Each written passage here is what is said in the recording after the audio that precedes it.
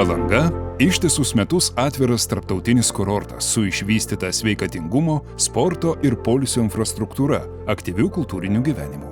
Iki šiol Palanga yra nuolat lankoma gausybės poilsiautojų ne tik iš Lietuvos, bet ir iš kaimyninių šalių.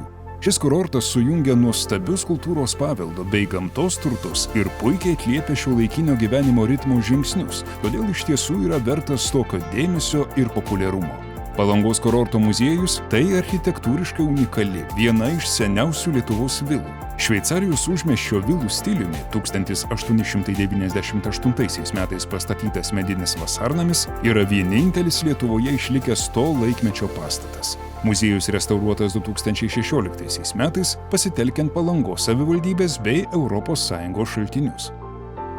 Kurhauzas, pastatytas 1877 metais, vienas iš svarbiausių kultūros paveldo objektų bei kurorto simbolis. Nuo šio pastato prasidėjo Palangos kaip kurorto istorija. 2013 metais atidaryta atstatyta mūrinė pastato dalis. 2018 Liepą pradėti medinės pastato dalies rekonstrukcijos darbai. 2015 metais rekonstruota koncertų salė. Tai moderni ir analogų Baltijos regione neturinti skaitmenizuota elektroakustinė sistema, kurioje įrengta 2200 vietų žiūrovams. Koncertų salės ir Kurhauzo pašonėje atlikta 230 metrų ilgio Tiškevičių alėjos rekonstrukcija. Alėjoje pastatyti retro stiliaus šviestuvai, suoliukai, mažoji architektūra, grafų bronzinės skulptūros. 1905 metais Tiškevičiaus pastatytose rūmuose įkurtas Gintaro muziejus, kuris nuo 2015 metų lankytojus pasitinka atnaujintose patalpose. Tai vienas lankomiausių muziejų Lietuvoje. Muziejaus kolekcijoje sukaupta daugiau nei 30 000 eksponatų, iš kurių 5 000 eksponuojami nuolat. Didžiausias Gintaro luitas – daugiau nei 3,5 kg sveriantis saulės akmuo. Gintaro muziejų supa nuostabus Birutės parkas. Tai vienas iš gražiausių, turtingiausių, geriausiai tvarkomų parkų Lietuvoje. Parko projektą XIX amžiaus pabaigoje sukūrė garsus prancūzų architektas André. 2018 rugsėjį Palangos savivaldybei perduotas Šventosios uostas. Nuo 2019 pradėtas įgyvendinti šio uosto rekonstrukcijos projektas, kurio skaičiuojamoji vertė apie 70 milijonų eurų. 2015 metais atidarytas muzikinis fontanas. Įspūdingas šviesos ir muzikos efektas išgaunamas 260 purkštukų ir 48 skirtingų spalvų lempučių pagalba.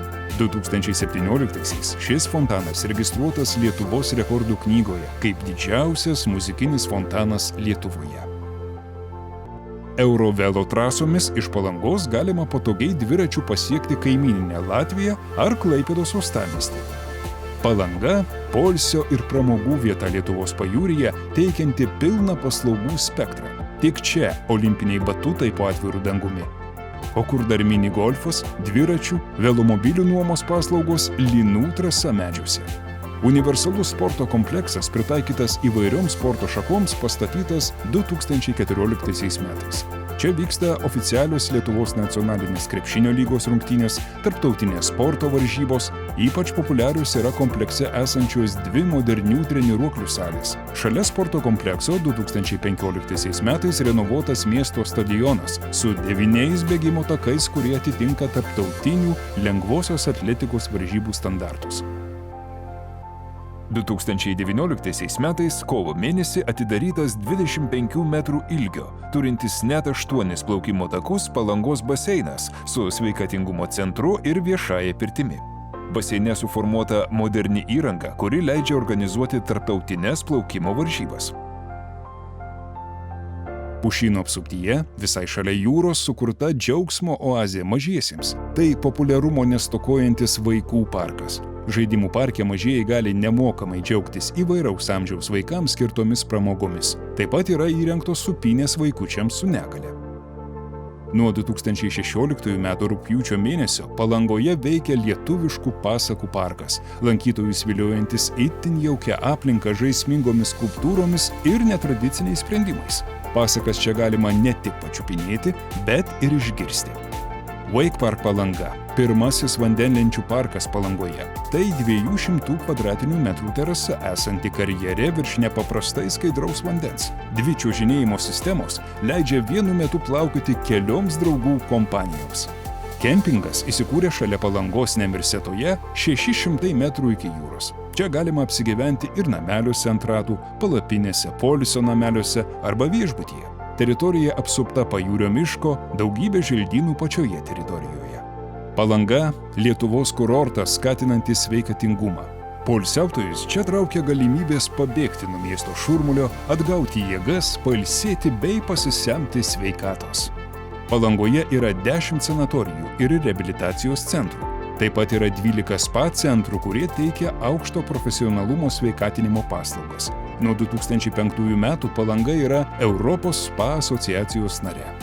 Investicijos į modernų Eglės sanatorinį kompleksą didesnėje nei 6 hektarų teritorijoje yra vienos didžiausių per 20 metų Palangoje ir sudaro apie 50 milijonų eurų. Numatoma, jog sanatorijoje bus sukurta ne mažiau kaip 450 darbo vietų.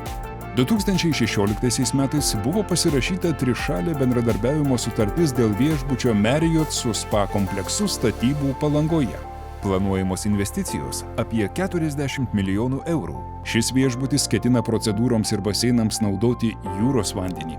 Šventosios aikštė 2018 metais pradėta rekonstruoti ir taps ne tik miestelio puošmena, bet ir renginių žmonių susibūrimų vieta. Projektuotojai planuodami būsimą aikštę čia numatė erdves ne tik renginiams, jaukiems pasisėdėjimams, bet ir vaikams žaisti skirtas zonas. 8,25 km Palangos aplinkelis atidarytas 2015 m. gegužę.